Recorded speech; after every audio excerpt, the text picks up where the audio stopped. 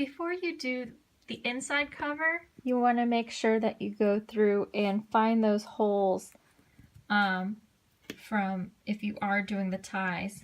Maybe use an awl and kind of punch those in. Sometimes I forget exactly where it is, so I had to do, there we go, do a little bit of poking.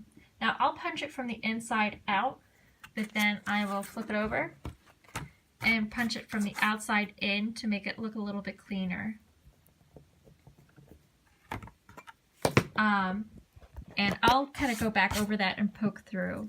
Now, something I've done with my ties is I've kind of used a little bit of washi tape or some kind of loose tape and taped the end. So this is especially helpful if you're using things like shoelaces or ribbon. And this should help me thread this through the hole a little bit easier.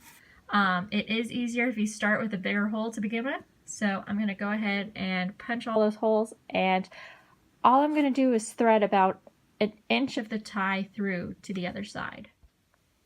So for those of you doing ties, after you thread the ties through from the front of the cover to the inside cover, pull them so that they kind of just reach the cardboard, and you will kind of glue down the ribbon using just a little bit of glue, just so that it sits as flat as possible.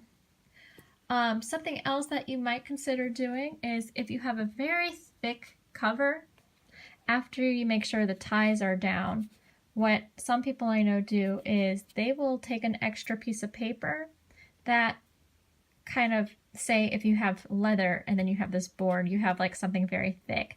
Some people will apply, they'll cut out a piece of paper, doesn't even have to be precise, about that size, and tape, glue it down in here before they apply that outside cover. If they don't do that, it's not like a huge deal, but sometimes you'll see more of a dramatic jump from the cover material to this, like almost like through the inside cover material. So I'm going to go ahead and glue down all of these as flat as I can, and then glue on my inside cover pieces. Similar to the cover before, I glued the back side of this paper and I just set it down. I eyeballed it, and before I burnish it down, you can see here what the ties glued down looks like. So now I'm going to go over this and just kind of burnish everything down. Now if you have a very delicate paper or print and you don't want to risk scratching it, or sometimes if you make a mark with a tool it'll look dull, you can place an extra piece of paper on top of it. Parchment paper or that silicone stuff works great, but for now I'll just kind of do this. And I'll do this all over for both inside covers and burnish it down flat. So once you've placed the paper down and burnished it, you might want to go ahead and flatten everything before we add the spine to this. So I would suggest interleaving your both of your covers with either your parchment paper, your freezer paper, or this other material called glassine, which is acid-free and very smooth, and it's easy to like peel things off. And so you don't want to just like stack these on top of each other because maybe glue might come back out and get stuck.